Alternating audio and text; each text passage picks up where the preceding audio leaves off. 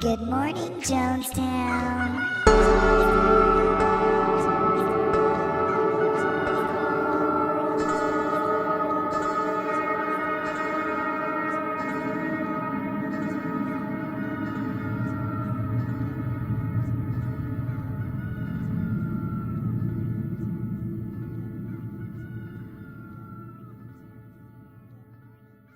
Good Morning Jonestown is brought to you by the following sponsors. This episode of Good Morning Jonestown is brought to you by Casper Mattress. Casper Mattress, nearly 1 million sleepers and counting. Casper offers free, speedy delivery right to your door, with the option to sleep on it for 100 nights, risk-free. Change your mind? We'll pick it up. Discover the Casper difference. When you hear the name Casper, your first thought will be comfort. So we went to Palafox Street in the heart of downtown Pensacola, Florida to ask people what they think of when they hear the name Casper. Excuse me, sir. What is your first thought when you hear the name Casper? Talking about that dead boy? Excuse me? That dead boy. Excuse me, ma'am. What's your first thought when you hear the name Casper? I don't know, little ghost boy? Pardon me, ma'am. What is your first thought when you hear the name Casper? You talking about that dead youngin'? You know, there was a string of them things here in the 60s. Thank you so much for reminding me about that today. You have a blessed day, sir. Excuse me, sir. What's the first thing you think when you hear the name Casper? Oh, the cute little dead boy. Didn't he have a look? He looked like Richie Rich. Wasn't that Richie Rich's ghost? Excuse me, ma'am. What's the first thing you think when you hear the name Casper? My dead grandson. You know you're not supposed to go for your grandbabies. Excuse me, sir. What's the first thing you think when you hear the name Casper? Oh, that little faggot ghost dude. You know, he hung around that chick. Excuse me, ma'am. What's the first thing you think when you hear the name Casper? Having sex? Excuse me, ma'am. What's the first thing you think when you hear the name Casper? I think about a sexist cartoon that just reinforces the binary and keeps women out of power. Excuse me, sir. What is your first thought when you hear the name Casper? I remember the 1940s, whenever that show was on, and that fateful day when we stormed the beaches of Normandy, and we turned a lot of children into ghosts that day. We sent them on to the great beyond. With their blonde hair, blue eyes, they looked like Richie Rich, like young Macaulay Culkins.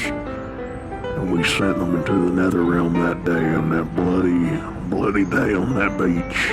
And not a moment goes by that the atrocities were performed on that beach are not with me. And I will never sleep again without screaming. Hello?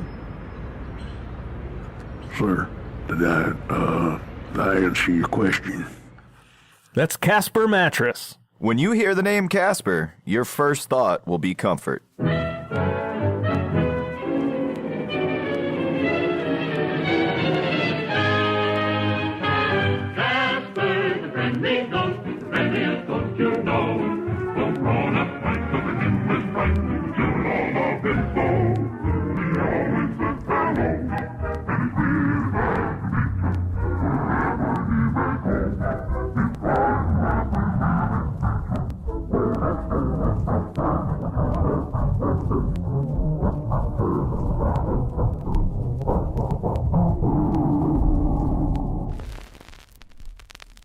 This episode of Good Morning Jonestown is brought to you by Jonestown Life. Jonestown Life, because you are in a war for your body.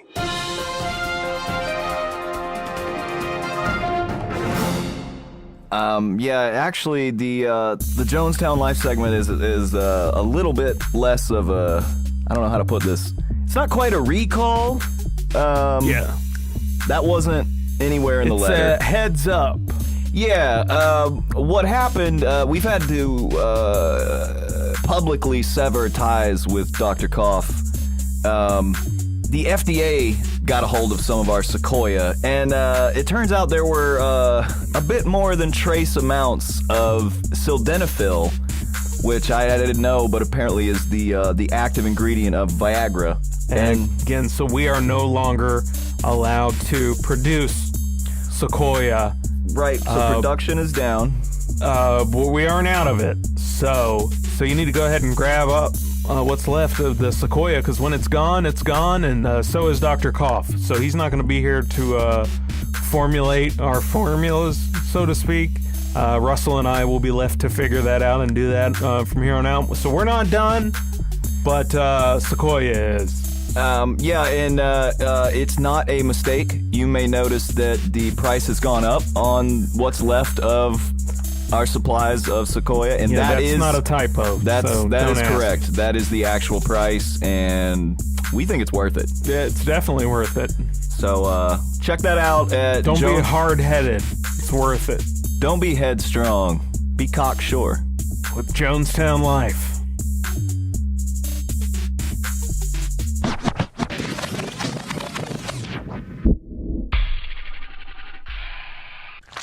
This segment of Good Morning Jonestown is brought to you by Patreon, specifically our Patreon. The first 20 people to join at the $5 tier or higher will be entered into a drawing where we will select one of you to be our very first and possibly only guest ever on the show. Yes, so sign up, become a patron at Patreon. If you just Google Good Morning Jonestown Patreon, it'll be the first thing that comes up. And we appreciate all of your support, and we love you. We love you. And here's just a short little taste of what you can find on our Patreon bonus episodes. What is it? 99. 99 motherfucking followers, and you have a podcast about Twitter, motherfucker? You fucking moron. Oh my God, you're a joke, dude. You haven't even broken 100 followers. You got a fucking podcast about Twitter? Double digits. Double digits. And here is one more little tiny taste of some of the stuff that you'll get with the bonus content. I bet your bike got stolen back. Enjoy.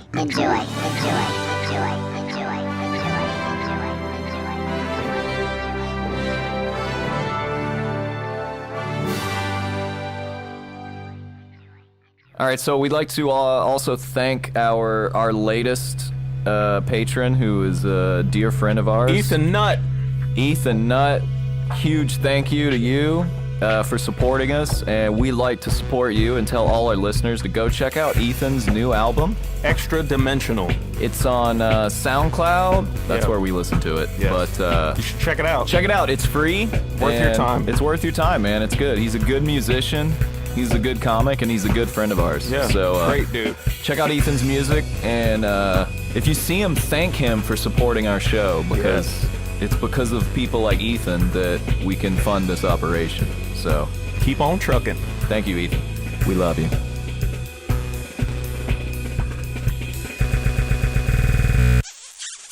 So it's come to our attention that we have upwards of 5 listeners in Australia. Yeah, like our iTunes stats say that there have at least been 5 different times that someone in Australia listened to our show. So here's the deal. If you are in Australia and you listen to our show, holler at us. Facebook, Twitter, Instagram, however, send us a message. We Yeah. want to send you some stuff. Yeah, or you can just email us at goodmorningjonestown@gmail.com. We want to send you some free shit, and thank you for listening to our show. I've actually been to Australia, did you? Yeah. I probably don't think I've talked about it on the show. No. But, yeah, spent a lovely 3 months backpacking in Australia. Did you go see where the Lord of the Rings was made?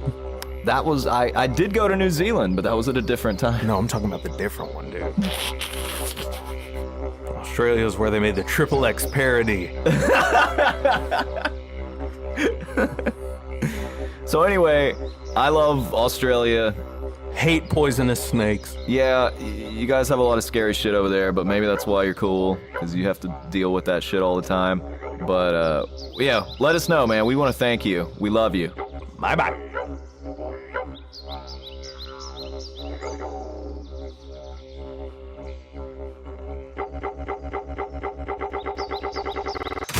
My idea of like dark humor begins whenever you start telling true stories about fucking dead bodies. You know what I mean? Like that's where you begin to get like, where I'm like, this is like, whoa, whoa. Yeah, I don't know. Is this funny? When you show your anus to the crowd, like that one dude did that one time. Like that to me is where I'm like, whoa! And it was only because people were eating food in there. Yeah. If not, I'm like, let's see where he's going with this. Does this pay off? Yeah. Have you ever seen, I think it was maybe WrestleMania 2 or one of the WrestleManias. They were like trying to make it a thing. It wasn't a thing yet. And they were trying to make it a thing, and I guess they paid all these celebrities to come and be a part of it. Oh, yeah. And Andy Warhol is like at WrestleMania. Have you ever seen this? No way, yes, really? Dude. That's hilarious. Dude, he is so coked out of his mind, clearly, or on something. Maybe he wasn't. I don't know. And dude, he's like, this is the greatest. Forgot to roll you. He's like, this is the great. They're like, so Andy, it's Gorilla Monsoon. You know what I'm talking about? The little bald-headed motherfucker with a mustache, look like Hitler. You know what I'm talking about? But with the full mustache. Him, he's like, so we got Andy Warhol here. Andy, what do you think about all the action going on tonight at WrestleMania? And he's like, this is the greatest experience of my life. He's like, oh, it's so action-packed. Dude, you have to fucking watch it.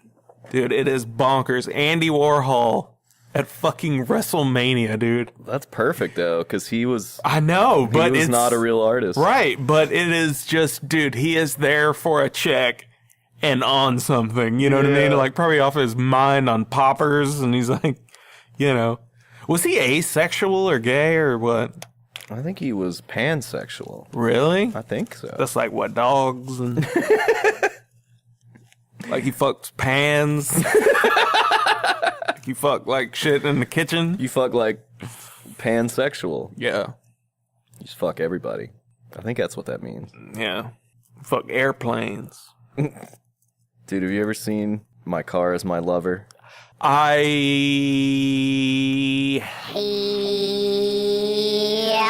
seen so many of those things, and I feel like someone told me to watch. That's a documentary just about that, right? Yeah, it's a BBC thing that's just about Is it. it like a short thing or a long thing? Because I've seen a few of them about people who fuck cars. I think it's about an hour, maybe a 90-minute. I think I've seen that. I've seen so many. It's like they they talk about the whole thing. They get into the culture, but... Yeah. Get in the culture. It's like a lot of Vin Diesel. It's like Vin Diesel culture. So, but like they kind of focus on these two guys, and they have them like meet and drive across the country to go to this big auto show. And like one of them is way creepier than the other one. Like, there's one young guy who, like, works at Walmart or something. He doesn't seem... Like he fucks cars? He doesn't seem to sexualize it quite as much as the other... But the other... Like, sometimes you fuck your car. But the other guy... Like, it's about power for him. It's not about, like, the sensuality of the relationship. For him, it's about power. It's like, this thing has 2,000 horsepower. But dude, I'm putting my dick in it. But dude, the other guy is like this fucking kook that like lives in this fucking just the perfect house for this, you know. He's like, remember we were having that conversation where like there's people and like they get to this point where they either go like right or left. Yeah. Right? Like if Dr. Bronner had taken that left turn to I fuck cars now and write songs about it. Like, dude, the other dude. He has like a Casio keyboard. Yeah. And he's got like songs he's written about his love for cars, right? Yeah. So they're on the road, you know, following them across the country to this car show. And they catch him fucking the Cruise Suburban, Raping. in the parking lot of the hotel. Yeah, raping. Yeah, raping. And like they catch him a few times, like seeking out the parking lot of the hotels at night and like fucking cars and the like coming on them. Oh God, dude! And the other dude's just like, I didn't know I was signing up for this shit, dude. He's got under the theory of like you've heard like 15 different comedians who have their spin and probably one good spin on it of like there's nothing straighter than a man having sex with another man. You know, and you look at it this way, there's nothing straighter than gay sex. It's like, yeah, there is, motherfucker. Do you ever put your dick in a Dodge Ram? Don't get no straighter than that, man. Dude, but that's like rape. I don't know what that is. Well, I mean, they would all be rape. You can't ask any car for consent. Right. Oh, thank you very much. But I mean, you have to have like. I mean, it seems like if you're doing it to someone else's Are you car, like a. This can't make. Can't fix what? It's like if you are out at night on the prowl, jumping gals, but all you do is titty fuck them. That's all you're doing.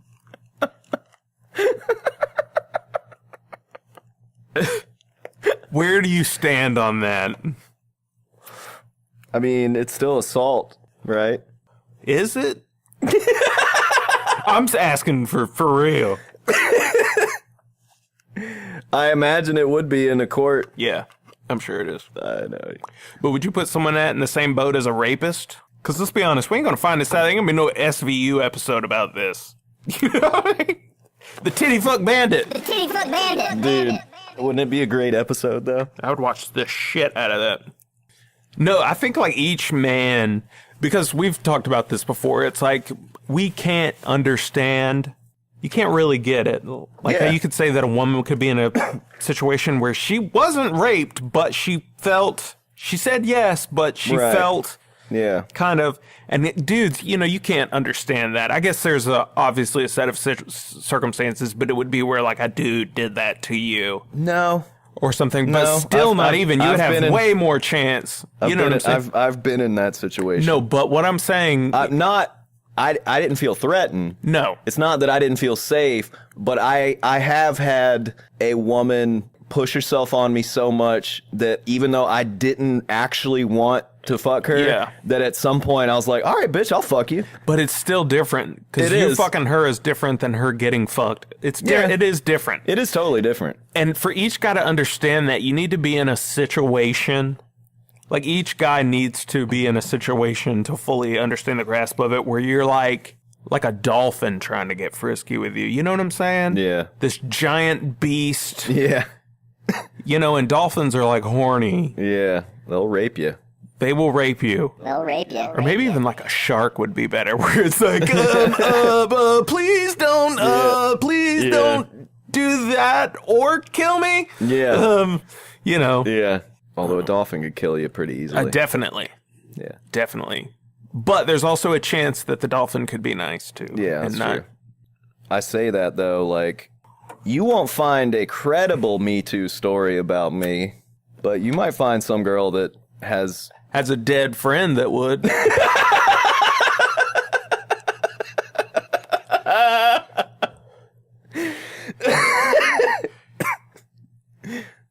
I was never pushy.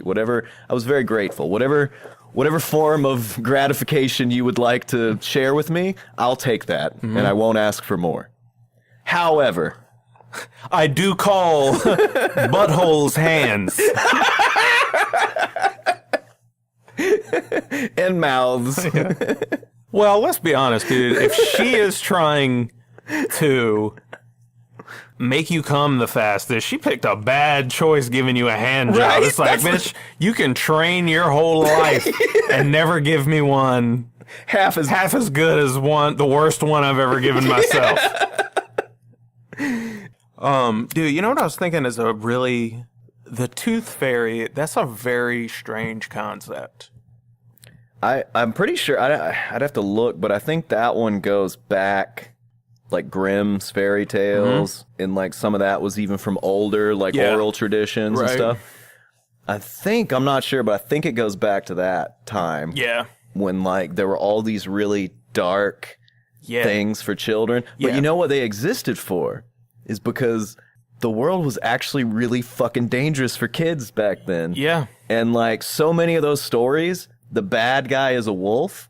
Because that was the number one thing that was killing children in Europe in that time was wolves were jacking kids. Yeah. Jim the Wolf Johnson. No. That's what they called him. No, it's just, that one definitely does seem like it has like rooted in something dark. Yeah. You know, like they'd be like, the legend of the Tooth Fairy, that comes from the, what they would do is the only thing that the ovens at Auschwitz wouldn't burn were the teeth. So they would select someone as and pay them per tooth that they collected from the rubble, and they call them the Tooth Fairy. And and you're like, holy shit, why are you telling your children this? Like, you know what I mean? Yeah. Out of all of the mythical creatures that you think visit your home throughout the year, you know what I mean? Yeah. That one has the most red flags in its story. You know what I mean? It's like, what are you? Oh, I collect things. What, like baseball cards?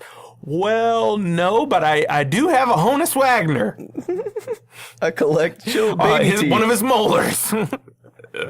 I collect baby teeth. Baby children's teeth. I like them. I like them so much, I leave you money for them. And how fucking like, what a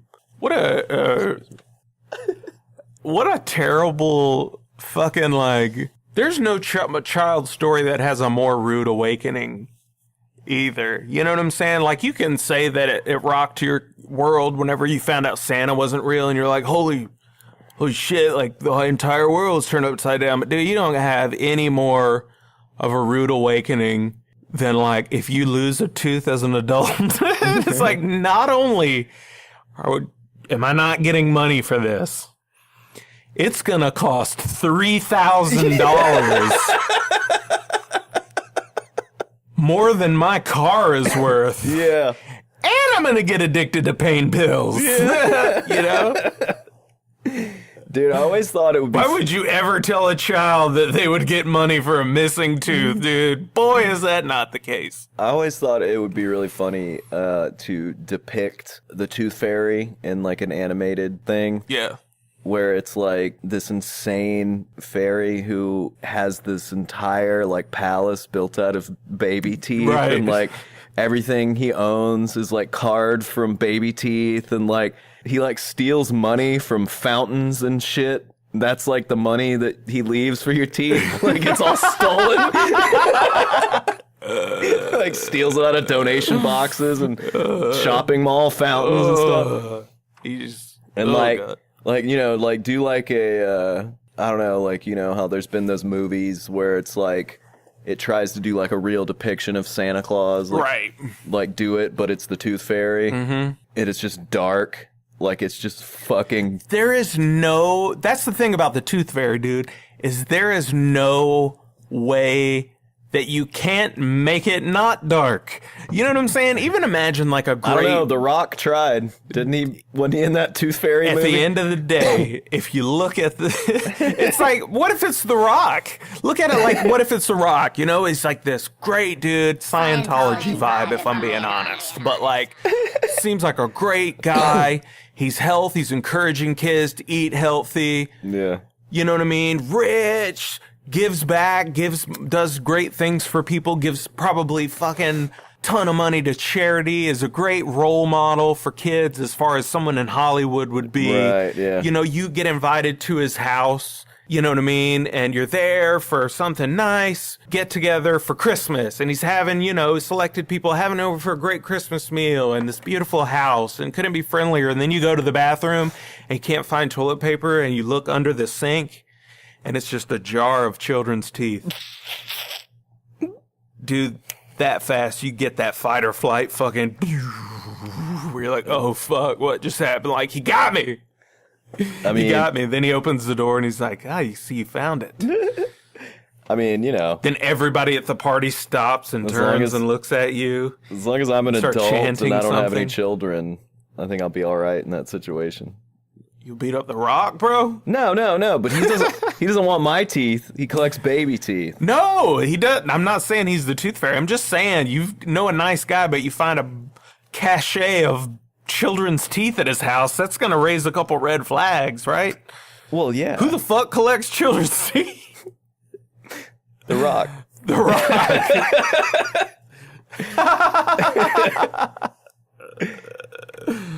Dwayne The Rock Johnson. Dude, I feel like there's two kind of people in the world. First of all, if you don't know what the Easter Bunny is, you're not a person to me. Right? Yeah. So that boils it down to there's two kinds of people in the world. People that thought that an actual rabbit was bringing them candy into their house, like a little tiny bunny rabbit, or people that thought like the mall man in a rabbit costume was bringing them candy into their house at night. Yeah. It's one of the... What did you think when you were a child? I thought it was bullshit because I found out Santa Claus was fake way too early. Really? How old were you? Well, because of where we were living, I had to have been like 4. Like 4. And, dude, I was a weird kid. I decided that I was going to meet Santa. Yeah. So I had this... That totally seems like something you would do as a child. So I You're like, so I took 8 grams of mushrooms.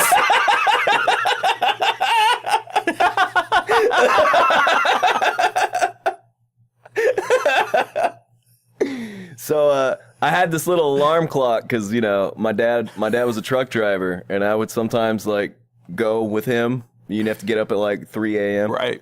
So I set it for, like, 1 a.m. or 2 a.m. or something, and I just got up and I just went and hid in the living room. Oh, shit. So I saw the whole thing. Yeah. I saw him, like, pulling shit out of the attic and, like, putting stuff together and like, oh, I thought, did you get this? Did you pick up the... Oh yeah, I got the thing, and like I'm gonna get out of the car, and right. Just all like, you know, it's 100%. Did they try to cover it up? I didn't tell him. Oh, you didn't. Did it ever occur to you to use that knowledge for evil? For evil. In what way? Be like, man, you know, I'm starting to think like maybe there isn't. Some kids have been saying that there's no Santa, but I told them like, I know there's a Santa. You know, and I'll know for sure. Like, if there's a Santa, he'll get me a Sega CD. If there's not, he's probably not real. You know what I mean? I tried a kid version of that. Yeah. Because I do remember after that asking for things that were like, you know, like I knew like my parents can't afford that. Yeah. You know, that's, you want to prove to me Santa's real? Have him bring me a 4-wheeler. Oh, I thought you meant they can't afford that. Like, if Santa's real, you guys will have a messy divorce. I thought you meant real expensive. Not no fucking 4-wheeler. When you look at the 3 of those, the easiest one to swallow is Santa Claus, because he's actually a person. Right. You know? Yeah. The other ones are mythical fucking beings. Yeah. Like, there's a bunny rabbit man. There's some weird fucking Donnie Darko human rabbit that lays eggs, that brings you candy and shit. And no, I remember that. I think there's also 2 kinds of people, at least, you know, in America. Mm-hmm. Either Santa wrapped your gifts or he didn't. Right. Because like in our house, it was like gifts from mom and dad were wrapped. Same here. Gifts from Santa were not wrapped. Same here. Yeah. And then, like, you know, you get friends and you go to their house and you're like, wait, Santa wraps your shit? Yeah. And he uses the same wrapping paper as your mom? Santa loves you more than me? No, I would be like, why does he use the same wrapping paper as your mom? Because we behave. So I, like, broke the news to my sister and all my cousins. They were all older than me. You just rained on their fucking parade. Yeah. Well, and I remember, like, kind of thinking, like, you guys are, like, 8. You didn't figure this shit out? Dude, I remember. Dumb motherfuckers. Dude, I remember in 6th grade, one of my teachers in 6th grade said something to the effect of, you know, it's the same way, you know, things aren't real. Like, we all know Santa Claus isn't real. And this kid named Simon went, what? No way, dude. Dude, he's the same kid. Me and him put pubes on that guy I told you about. Dude, we were in 6th grade. So was he just joking? No. No. I'm pretty sure he wasn't, dude. He was like, what? Dude, it just because you could hear his little heart breaking in the way he said it. You know what I mean? Yeah. Yeah. Yeah. Yeah.